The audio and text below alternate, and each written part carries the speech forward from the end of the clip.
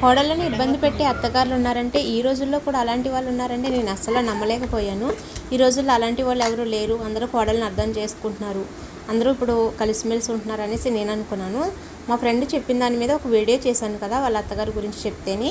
ఆ వీడియోకి చాలామంది కూడా కింద కామెంట్లు పెట్టారండి. మా అత్తగారు కూడా అంతే, ఇప్పటికీ కూడా అలాంటి వాళ్ళు చాలామంది ఉన్నారనేసి చాలామంది కామెంట్లు పెట్టారు. కానీ ఒక ఆమెనైతే పెళ్ళైన సెకండ్ డే నుంచే వాళ్ళ అత్తగారు డ్యూటీకి వెళ్ళమందంట. పెళ్ళికి ముందు మీ అమ్మ నాన్న పెంచారు, ఇప్పుడెవరు పెంచుతారు నిన్ను, నువ్వు డ్యూటీకి వెళ్ళు, నువ్వు డ్యూటీ చేసుకో అన్నదంట. ఫస్ట్ ప్రెగ్నెన్సీకి కూడా ఆమె అసలేం పట్టించుకోలేదంట. వాళ్ళ తరపు నుంచి ఒక్క రూపాయి కూడా పెట్టలేదంట.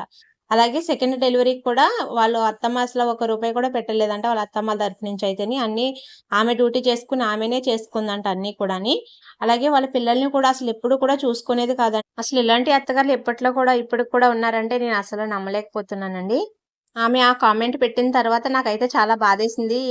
ఇంత టార్చర్ పెడతారా? పెళ్ళైన సెకండ్ డే నుంచి నువ్వు డ్యూటీకి వెళ్ళు, నీ సంపాదన నువ్వు సంపాదించుకో అనేసి అన్నదంట. కోడళ్ళందరూ కూడా మనుషులే కదా! వేరే ఇంటి నుంచి ఎన్నో ఆశలతోటి అత్తగారింట్లో అడుగు పెడతారు కాబట్టి, కోడల్ని కొంచెం మంచిగా చూసుకుంటే తర్వాత వాళ్ళు కూడా మంచిగా ఉంటారండి. ఎలాంటి గొడవలు రావు ఇంట్లోని.